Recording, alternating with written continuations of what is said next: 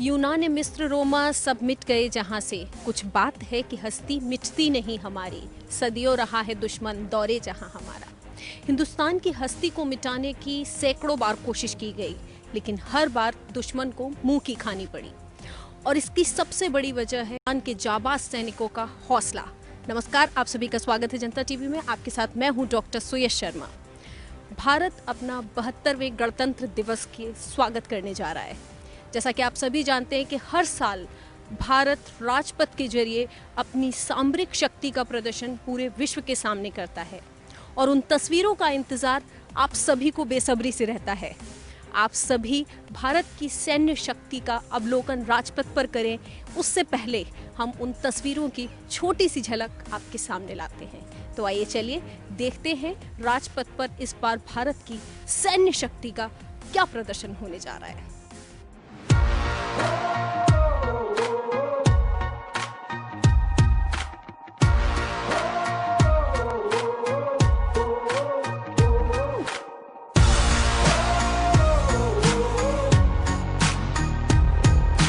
वीरा भोग्या वसुंधरा।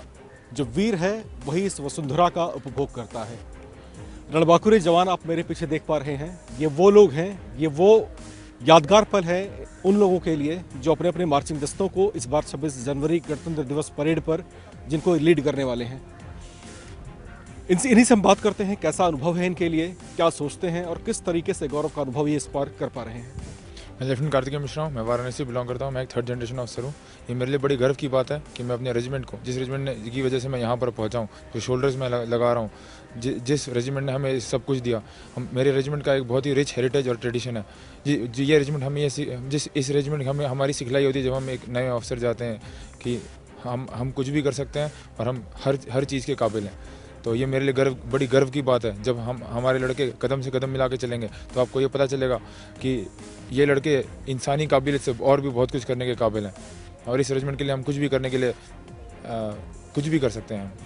एकता में बल है, ये बल कितना संबल है इसमें। हमारे साथ इस समय सुभायु बोस हैं। सुभायु बोस, आप कहाँ से हैं, किस रेजिमेंट से आप बिलोंग करते हैं?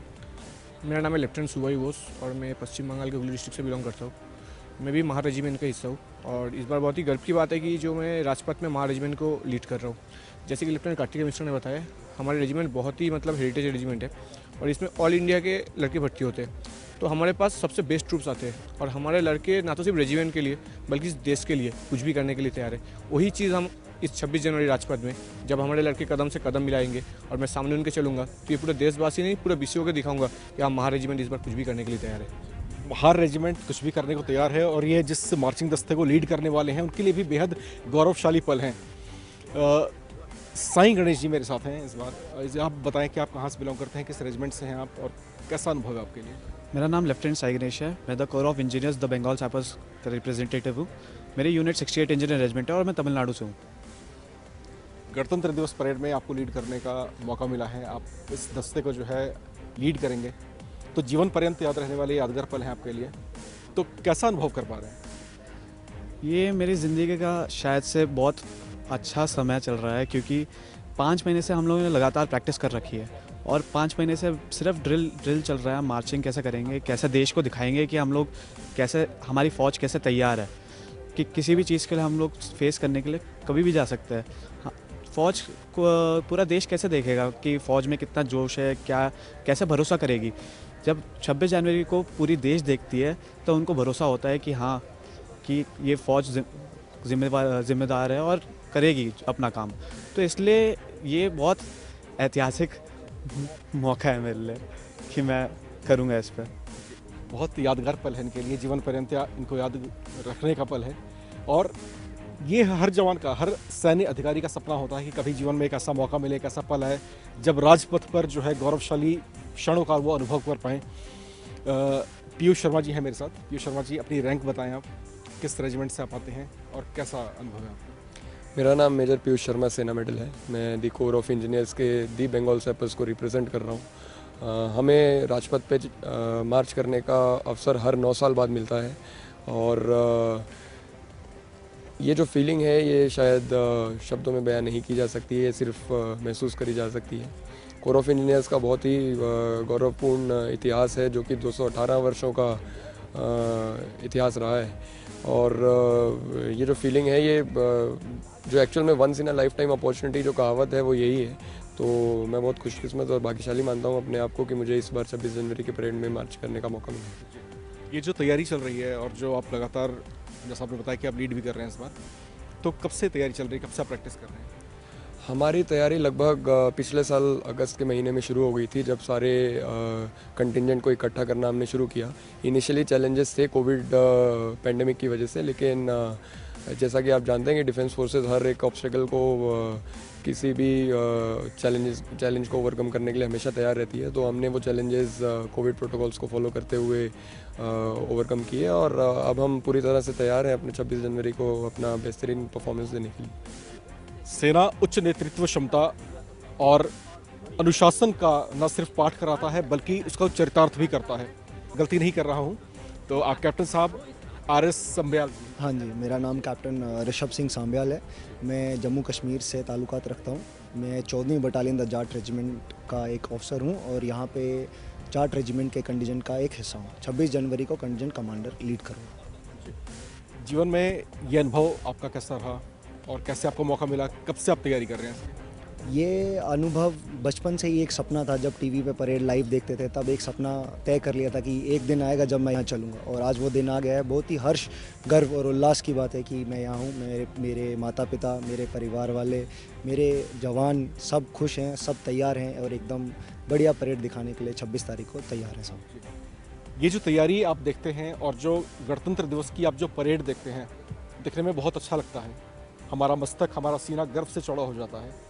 लेकिन उन क्षणों को याद करें जब हमारे सैनिक सरहदों पर जिस तरीके से निगरानी करते हैं, अपनी जानों को जिस तरीके से वो कुर्बान करने तक की जो है एक समर्पण रखते हैं, समर्पण भाव रखते हैं, तो वो क्षण, वो पल और जो कदम ताल करते हुए जब वो राजपथ पर चलते हैं, तो वो चीज़ें न सिर्फ इनके अपने लिए व्यक्तिगत तौर से यादगार रह जाती हैं, बल्कि हमारे अपने लिए भी कहीं ना कहीं बेहद गौरवशाली वो एक क्षण छोड़ जाती हैं। मेरे साथ इस समय राजपूत सौरभ सिंह जी हैं। आप कैप्टन हैं?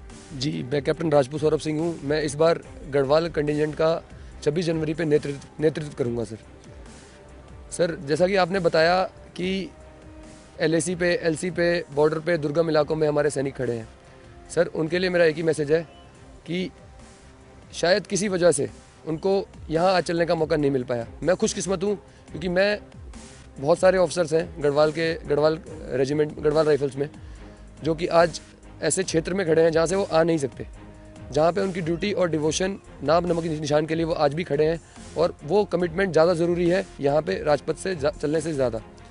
तो उनके लिए मेरा एक ही मैसेज है कि सर, अगर आप लोग वहाँ पे खड़े हैं तो हम यहाँ पे इस दर्जे का परेड दिखाएंगे कि आप लोग का भी सीना गर्व से चौड़ा हो जाएगा। बहुत खूब। इनकी इस बात से जो है हमारा भी सीना गर्व से चौड़ा हो रहा है। गणतंत्र दिवस परेड में दस्ते को आप जो है लीड कर रहे हैं, तो ये तैयारी आपकी कब से चल रही है, कितना समय से आप इसकी तैयारी कर रहे हैं? सर, मैं गढ़वाल राइफल्स के दस्ते को लीड कर रहा हूँ। तैयारी की बात करूँ तो जो जवानों का सिलेक्शन है वो अगस्त से ही शुरू हो जाता है। इसमें सबसे इम्पोर्टेंट रोल जो होता है वो होता है इंस्ट्रक्टर्स का। इंस्ट्रक्टर्स शुरू में एक पैरामीटर सेट करते हैं जिसके बेसिस पे जवानों का सिलेक्शन होता है। जिनकी ड्रिल अच्छी होती है उनको सिलेक्ट किया जाता है। सिलेक्शन के बाद एक होता है सिलेक्शन कि आप अच्छे हैं, फिर कई अच्छे लोगों को मिला के एक कंटिजेंट बनाना ताकि आपसी तालमेल बनाया जा सके। वह तैयारी हम अगस्त से शुरू कर देते हैं ताकि हम जब राजपथ पे चलें तो देश को ऐसा लगना चाहिए कि सेना में आपसी तालमेल इतना ज़्यादा है कि उस तालमेल पे हम पूरे हमारे देश को, न केवल देश को, जो भारत के बाहर भी हमारे भारतवासी हैं, उनको यह एहसास हो जाए कि अगर सेना है तो देश है, और सेना के जो हमारे सैनिक हैं वो हमेशा हमारे देश के लिए हमेशा तैयार हैं। चाहे जान की बाजी क्यों ना लगानी पड़े, हम अपने देशवासियों की रक्षा करते आ रहे हैं, कर रहे हैं और करते रहेंगे। कैप्टन सौरभ, जनता टीवी से बात करने के लिए आपका बहुत बहुत शुक्रिया। Thank you sir. गणतंत्र दिवस परेड पर जब कदम ताल करते हुए हमारे जवान आगे बढ़ते हैं, जब राजपथ की गरिमा बढ़ाते हैं, जब इस राष्ट्र की गरिमा बढ़ाते हैं, तो हमारा सीना जो है गर्व से चौड़ा हो जाता है। भारतीयता होने की परिभाषा क्या है, इसको हम अनुभव कर पाते हैं। तो ये कदम ताल न सिर्फ परेड में दिखाई जाने वाली एक झांकी है, बल्कि ये अनुशासन की को भी परिभाषित करता है कि भारतीय सेना कितनी अनुशासित है और कितने दमखम के साथ किसी भी मोर्चे पर डटने के लिए, अपना सर्वस्व न्यौछावर करने के लिए पूरी तरीके से तत्पर और तैयार है।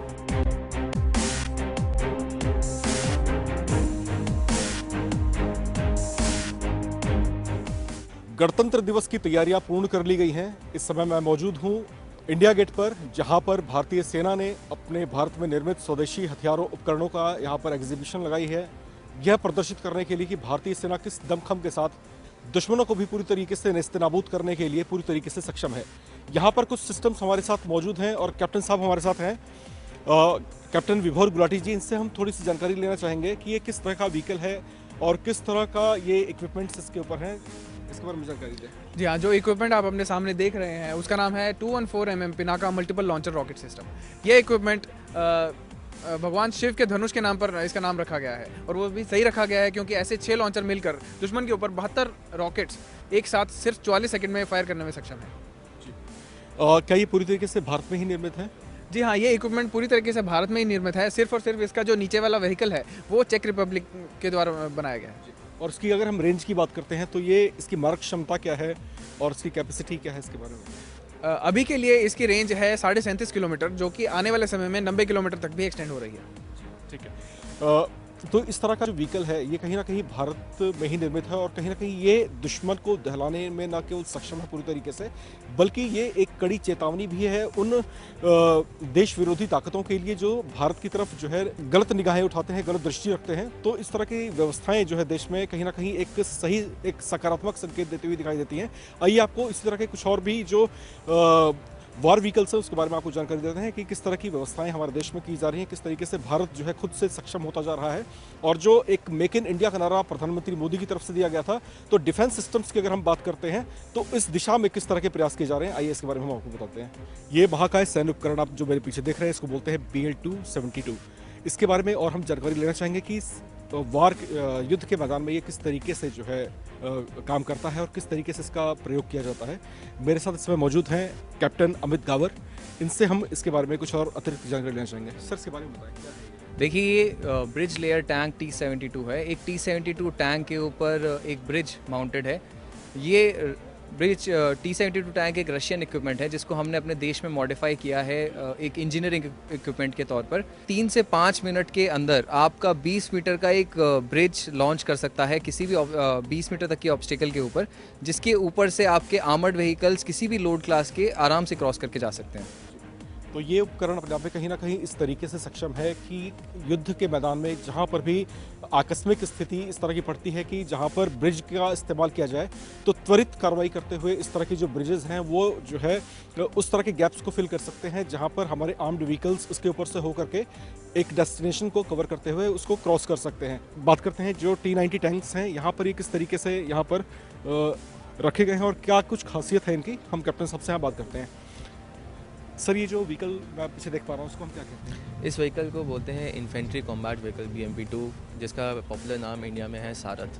तो एक ये फुली ट्रैक्ड, हाईली मोबाइल और एक एम्फीबियस कैपेबिलिटी रखने वाली एक इक्विपमेंट है जो कि डिफरेंट टेरेन्स में हम इसको ऑपरेट करते हैं। जिसको जी डिफेंस की भाषा में आप समझा रहे हैं और हमारे दर्शक जो शायद उस टेक्निकलिटी को नहीं समझते, तो एक सरल भाषा में अगर मैं बोलता हूँ, एक आम व्यक्ति जिस चीज़ को समझ सके, तो इसका जो रेंज है वो क्या है और किस तरह के वॉरफेयर में इसको आप इस्तेमाल कर सकते हैं? अगर मैं देखूँ सारथ को मैं डेजर्ट टेरेन में, रेगिस्तान के इलाके में, प्लेन इलाके में, या आजकल अगर देखा जाए हम इसको हाई ऑल्टीट्यूड में भी इसको यूज़ करते हैं। इसकी खासियत ये है कि हम इसको दूर रेंज पे दुश्मन को परफेक्टली एंगेज करने के लिए और बर्बाद करने के लिए हम इसको यूज़ करते हैं। इस तरीके की इसके अंदर आर्मामेंट कैपेबिलिटी दी गई है। और एडवांटेज ये कि मैं इसके ऊपर मेरे जितना भी क्रू होता है, मेरे जो जितने भी सोल्जर्स होते हैं इसके अंदर, वो माउंटेड रोल और डिसमाउंट हो गए, मतलब इस कॉम्बैट व्हीकल में से निकल के आराम से ऑपरेट कर सकते हैं। और एक जगह से दूसरी जगह जाना मेरे लिए कोई ज़्यादा ऑब्स्टिकल होते नहीं है इसमें। और ख़ासियत ये है कि लाइट वेट होने की वजह से मैं इसको एक जगह से दूसरी जगह पे हेवी लिफ्ट चॉपर्स के थ्रू जगह से ट्रांसपोर्ट कर सकते हैं। और एम्फीबियस कैपेबिलिटी की जब मैं बात करता हूँ, जैसे अगर आप देखें कोई कैनाल हो गई या रिवर हो गई, इसमें फ्लोट करने की काबिलियत होती है, तो मैं आराम से BMP क्या है फ्लोट होके निकल जाती है। तो सबसे बड़ी ये चीज़ एडवांटेज है। और वेपन सिस्टम जो है इसका वो बहुत ही एडवांस वेपन सिस्टम है और दुश्मन को लंबी से लंबी रेंज, मैक्सिमम रेंज जैसे 4 किलोमीटर तक की रेंज में मैं इसको मिसाइल से अपना इंगेज कर सकता हूँ। तो आप इसके आकार पर ना जाएं, इसको इस तरीके से डिज़ाइन किया गया है कि ये जो है पानी में बेहतर तरीके से ना सिर्फ फ्लोट कर सकता है, बल्कि सुरक्षित रहते हुए इसके अंदर जो आप जवान देख पा रहे हैं, और इसमें उनको जो है पूरी तरीके से सुरक्षा प्रदान होती है। थोड़ी सी और हम जानकारी लेना चाहते हैं इसके बारे में। ये पूरी तरीके से भारत में निर्मित है? हाँ जी, ये भारत में निर्मित है। अगर इसी रेंज के अगर हम जो विदेशी उपकरण हैं अगर हम उसकी तुलना इससे करते हैं तो दोनों में किस तरह का फ़र्क आप पाते हैं? ये किस तरीके से एडवांस है और किस तरीके से इसको तैयार किया गया है? इसमें अगर हम बाकी कंट्रीज़ के मुताबिक अगर इसको देखा जाए तो बहुत ही हाईली एडवांस वेपन सिस्टम है ये पे। और अगर काफ़ी कंट्रीज़ अगर हम देखें तो रशिया और काफ़ी और भी कंट्रीज़ हैं जो इसको खुद इस्तेमाल करती है। तो अगर इसका आर्ममेंट सिस्टम देखा जाए तो बहुत ही ज़्यादा एडवांस है। साइट्स इसमें काफ़ी एडवांस साइट्स लगाई गई हैं जो कि मैं दुश्मन को दिन के समय और रात के समय लंबी से लंबी दूरी लगभग आप मान लीजिए 4 से 5 किलोमीटर में उसको आराम से एंगेज कर सकता हूँ और फायर करके उसको बर्बाद कर सकता हूँ। तो ये क्षमताएं भारतीय सेना में स्वदेश में निर्मित है, ये बेहद काबिल तारीफ बात है। और अगर इसको मैं रेगिस्तान का सिंह कहूँ तो शायद वो भी गलत नहीं होगा। तो इस तरह की जो खूबियां हैं भारतीय सेना जो साल दर साल जिस तरीके से हाईली इक्विप्ड होती जा रही है, जिस तरीके से उसको शक्ति मिलती जा रही है, और सबसे बड़ी बात कि स्वदेश में निर्मित होने के नाते न सिर्फ भारतीय सेना की क्षमता बढ़ रही है, न सिर्फ भारतीय सेना की शक्ति बढ़ रही है, बल्कि विदेशों में भी जो है भारत में निर्मित जो उपकरण हैं, सैन्य उपकरण जो हैं, उनकी भी लगातार जो है मांग बढ़ती जा रही है। मेरे पीछे आप जो है एक भीम का है, जो है मैं कहूँगा एक टैंकर आप देख रहे हैं। मैं इसके बारे में थोड़ी सी जानकारी लेना चाहूँगा। करणवीर जी हमारे साथ है, कैप्टन करणवीर साहब। तो इनसे मैं जानना चाहता हूँ कि किस तरीके से इस उपकरण का नाम क्या है और किस तरह की क्षमताओं से लैस है? ये उपकरण एक 3rd generation Russian T-90 tank है और ये भारत में भीष्म के नाम से जाना जाता है। इस टैंक की कैपेबिलिटी के बारे में बात करें तो इस टैंक पे एक 125 mm की गन दी गई है जिससे बहुत भिन्न प्रकार के एमुनेशन हम फायर करते हैं, और ये इकलौता टैंक है जिससे कि गाइडेड मिसाइल फायर कर सकते हैं। 5000 मीटर तक अपने दुश्मन को भेदने की क्षमता रखता है। रशियन टैंक्स जो हैं इसी रेंज के, अमेरिकन टैंक्स हैं, तो उसकी तुलना में आप इसको कितना बेहतर पाते हैं और कितना सक्षम है ये? देखिए, ये जानना सबसे पहले इम्पॉर्टेंट रहता है कि दुनिया के सारे टैंक इससे कंपेयर किए जाते हैं, तो ये खुद ही स्टेटमेंट एक बहुत बड़ी है इसकी कारीगर क्षमता को बयान करने के बारे में। और रही बात इसकी कारीगरता की, तो ये सिर्फ टैंक की कैपेबिलिटी नहीं है, ये मैन बिहाइंड द मशीन की भी कैपेबिलिटी है कि जो अंदर आदमी बैठा है वो इस इक्विपमेंट की कैपेबिलिटी का कितना लाभ उठा सकता है। एक बहुत खूब बात कही कैप्टन साहब ने कि सिर्फ उपकरण होना और अत्याधुनिक उपकरण होना ही सही नहीं, इसको ऑपरेट करने वाले जो दक्ष लोग हैं, इसको ऑपरेट करने वाले जो ट्रेंड जो लोग हैं, वो उसको किस तरीके से ऑपरेट कर पाते हैं, उनकी अपनी दक्षता कितनी बेहतर तरीके से काम करती है, वो भी काफ़ी हद तक मायने करता है। और भी बहुत कुछ उपकरण हैं यहाँ पर, बहुत सारी चीज़ें हैं आप यहाँ पर देख पा रहे हैं मेरे पीछे। और शायद ही आपने कभी इस तरह की चीज़ें अपने टेलीविज़न पर या कभी लाइव आपको देखने का मौका मिला होगा। तो यहाँ पर मैं आपको दिखाना चाहूँगा कि ये जो उपकरण है कितना जटिल अपने आप में दिखता है, लेकिन ये है क्या, किस तरीके से इसका आप प्रयोग करते हैं, कैसे आप इसको जो है, इसके बारे में और जानकारी के लिए हमारे साथ कैप्टन प्रीति चौधरी जी हैं। कैप्टन साहब हेलो सर। मैम, ये किस तरह का उपकरण है, क्या है, इसके बारे में थोड़ा सा बताएं। सर, ये एक एंटी एयरक्राफ्ट वेपन सिस्टम है जो कि all weather self propelled tracked weapon system है। ये भारत इलेक्ट्रॉनिक्स लिमिटेड के द्वारा इसको अपग्रेड किया गया है और 2015 में हमें अपना पहला इक्विपमेंट मिला था। इसका कैपेबिलिटी है कि ये लो लेवल एरियल टारगेट्स को ट्रैक और शूट डाउन कर सकता है। 2.5 किलोमीटर्स इसका रेंज है एरियल टारगेट्स के लिए, और ग्राउंड टारगेट्स के लिए इसका रेंज है 2 किलोमीटर्स। इसका हाई रेट ऑफ फायर है जो कि 3400 राउंड्स पर मिनट है, तो इसके हाई रेट ऑफ फायर की वजह से काफ़ी important weapon army air defence के लिए साबित होता है। जी, आपने बहुत टेक्निकल लैंग्वेज में समझाया। हमारे जो दर्शक हैं बहुत सिविलियंस है कि आप जानते हैं, आम लोग हैं, समझते नहीं इस चीज़ को। इसे किस तरीके से इसका प्रयोग करते हैं, कहाँ पर इसको डिप्यूट करते हैं, कहाँ पर इसको लगाते हैं और कहाँ पर इसका प्रयोग किया जाता है? आप थोड़ा सा सिंपल भाषा में। इसको सिंपल भाषा में मैं अगर बोलूँ तो अगर ये ग्राउंड एनिमी टारगेट्स के लिए और जो एरियल टारगेट्स हैं जो कि एयरक्राफ्ट्स की बात करें तो दोनों के लिए ही as a anti aircraft weapon system का रोल अदा करता है। जब इसका काम ये रहता है कि ये उनको टारगेट्स को ट्रैक कर सकता है और उनको शूट कर सकता है, जिसके लिए इसका रेंज है 2.5 किलोमीटर्स। मैं यहाँ पर कैप्टन साहब से थोड़ी सी गुजारिश करना चाहता हूँ कि थोड़ा सा और खुलकर बताएं कि यहाँ पर जो मैं एक जवान देख रहा हूँ, ये जो अंदर बैठे हुए हैं, इसके बारे में बताएं कि इनका क्या काम होता है, किस तरीके से ऑपरेट करते हैं। बहुत ही मैं जिस तरीके से देख पा रहा हूँ कि कितना कम स्पेस है और किस तरीके से इन्होंने यहाँ पर मैनेज किया हुआ है। शायद अकेले ही बैठ पाएँ और हाथ पैर भी हिलाना मेरे ख्याल से इनके लिए बहुत मुश्किल होगा। तो इसके बारे में बताएं कि क्या ये ऑपरेटर हैं, क्या इसको जी ये जो अपग्रेडेड शिल्का वेपन सिस्टम है, इसमें 4 लोगों का क्रू होता है। जो आप ये देख रहे हैं, ये ड्राइवर का सीट है। इसके अंदर इक्विपमेंट के अंदर 3 लोग बैठते हैं। एक क्रू कमांडर होता है, एक नंबर 1 होता है जो कि ऑपरेटर होता है, जिसका काम होता है टारगेट्स को ट्रैक करना और उनको शूट डाउन करना, और इसके अलावा नंबर 2 होता है जो कि एक MMI ऑपरेटर हम उसको बोलते हैं। तो 4 लोगों का क्रू मिलके इसका इक्विपमेंट पे काम करता है एक टाइम। और ये जो मैं यहाँ पर, अगर मैं गलत नहीं बोल रहा तो इसको शायद बैरल्स कहते हैं जी, तो क्या एक बार में 4 राउंड्स फायर होते हैं? जी इसमें 4 राउंड्स नहीं, ये चारों बैरल्स के एक साथ अगर काम करें, इनका रेट ऑफ फायर मैं आपको बता सकती हूँ 850 राउंड्स पर मिनट है। चारों साथ में फायर कर सकते हैं जी। बेहद चौंकाने वाली बात है। देखिए, इस तरह की चीज़ें हम अक्सर पढ़ते आए हैं, लेकिन जब साक्षात आप इसको देखते हैं, जब साक्षात इस चीज़ का आप अनुभव करते हैं, तो ये अपने आप में बेहद चौंकाने वाला और कहीं ना कहीं हम सबका जो मस्तक है वो कहीं ना कहीं गर्व से उठाने वाला होता है। ये जो इन्होंने बताया कि जो 4 बैरल्स आप ऊपर देख रहे हैं, 850 राउंड प्रति मिनट की रफ्तार से जो है ये जो है अपने निशाने को टारगेट करते हुए छोड़ता है और उसको जो है टारगेट करता है। तो ये चीज़ें कहीं ना कहीं अपने आप में दर्शाती हैं कि भारतीय सैन्य क्षमताएं किस तरीके से साल दर साल वृद्धि करती जा रही है, किस तरीके से साल दर साल उसमें जो है एक मैं कहूँगा कि सुधार होता जा रहा है। बहुत गौरव की बात है कि हमारे हिंदुस्तान में इस तरह की चीज़ें बनती जा रही हैं और हमारा देश खुद इस चीज़ को लेकर के लगातार सक्षम होता जा रहा है कि सैन्य उपकरण यहाँ पर न सिर्फ विकसित किए जा रहे हैं, बल्कि अंतर्राष्ट्रीय दृष्टिकोण से, अंतर्राष्ट्रीय मानदंडों के अनुसार जो पहले से जो इक्विपमेंट्स हैं विदेशों में, उनको भी कहीं ना कहीं एक तरीके से जो है उनसे बेहतर हम लोग करते जा रहे हैं। मेरे साथ यहाँ पर शिवम शर्मा जी हैं, कैप्टन साहब। सर, ये किस तरह का व्हीकल है? मैं जो पीछे में देख पा रहा हूँ, और क्योंकि मैं एक सिविलियन, एक आम व्यक्ति के तौर पर अगर देखता हूँ तो सिर्फ मुझे ये एक ट्रक की तरीके से दिख रहा है, लेकिन इसकी जो एक क्या है, ये किस तरीके से प्रयोग करते हैं? Thank you. मेरा नाम कैप्टन शुभम शर्मा है। मैं कोर ऑफ सिग्नल्स का ऑफिसर हूँ। जो यंत्र आप सामने देख रहे हैं आपके, ये संविजय इलेक्ट्रॉनिक वॉरफेयर सिस्टम यानी कि संविजय विद्युतीय युद्ध प्रणाली का एक सिस्टम है हमारे पास। ऐसे बहुत और सिस्टम मिला के ये एंटायर सिस्टम बनता है।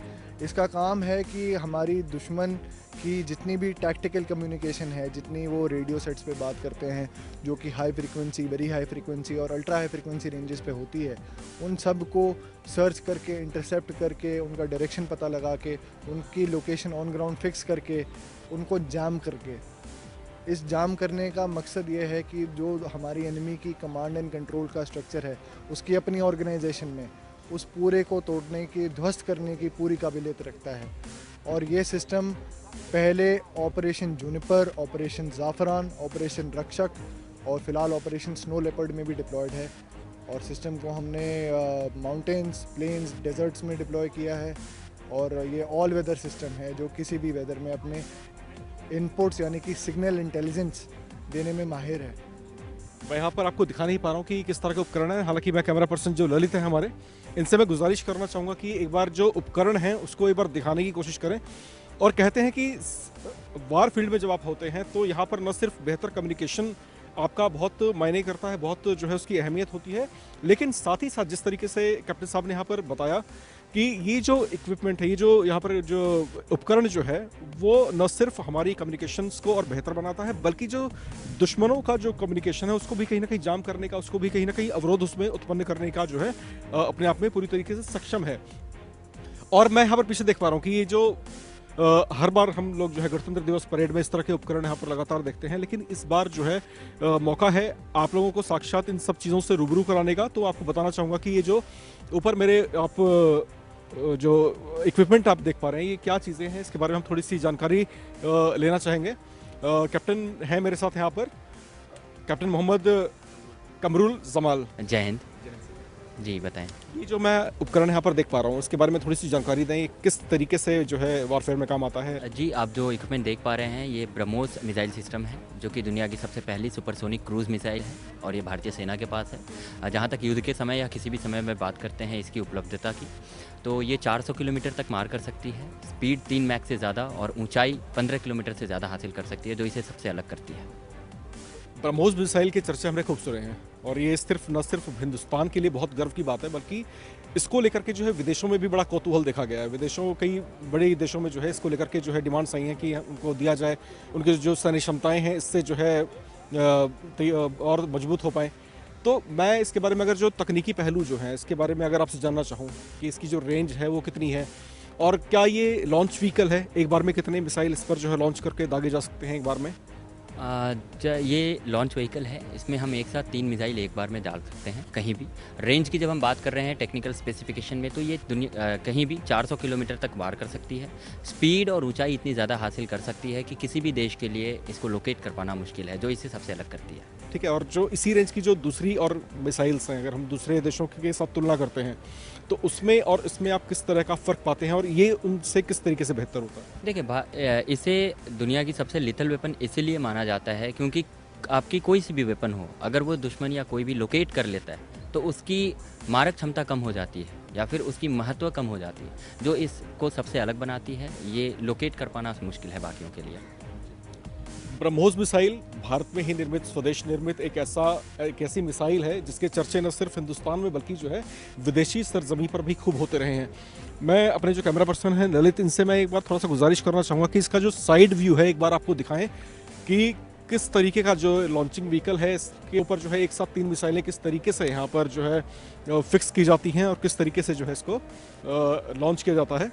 तो ये तमाम चीज़ें आप यहाँ पर देख पा रहे हैं और एक बेहतरीन मौका यहाँ पर रहा है हमारे साथ कि हम आपको गणतंत्र दिवस के अवसर पर इस तरह की चीज़ों से आपको रूबरू कराएं। भारतीय सैन्य उपकरण, भारतीय सेना इन सब चीज़ों से किस तरीके से लगातार मजबूत होती जा रही है, तो इसकी अहमियत जो है जब हम जानते हैं, जब हम समझते हैं तो हमारा मस्तक जो है, हमारा सीना जो है वो गर्व से चौड़ा हो जाता है।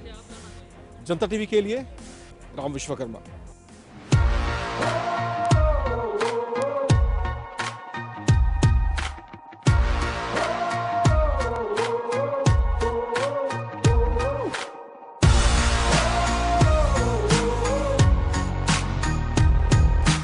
तो इन तस्वीरों के जरिए आप अंदाज़ा लगा सकते हैं कि भारत विश्व में अपनी सामरिक शक्ति के क्षेत्र में किसी से कम नहीं है। जैसा कि हम सब जानते हैं और सारी दुनिया जानती है कि भारत एक शांति प्रिय देश है। वो खुद जियो और जीने दो पर विश्वास रखता है। हमारा आधार है वसुधैव कुटुंबकम। सब जानते हैं कि भारत युद्ध में कभी पहल नहीं करता, लेकिन अगर कोई भारत की तरफ बुरी नज़र से देखे या बुरे इरादों से भारत की तरफ कदम बढ़ाए तो भारत के जाबाज सैनिक, हमारे भारत के जाबाज जवान अपनी पूरी संपूर्ण सामरिक शक्ति के साथ पूर्ण रूप से उन्हें मुंह तोड़ जवाब देने के लिए सक्षम है। इस पेशकश में फिलहाल इतना ही। वक्त हो चला एक छोटे से ब्रेक का। ब्रेक के उस पार खबरों का सिलसिला जारी रहेगा। देखते रहिए जनता टीवी।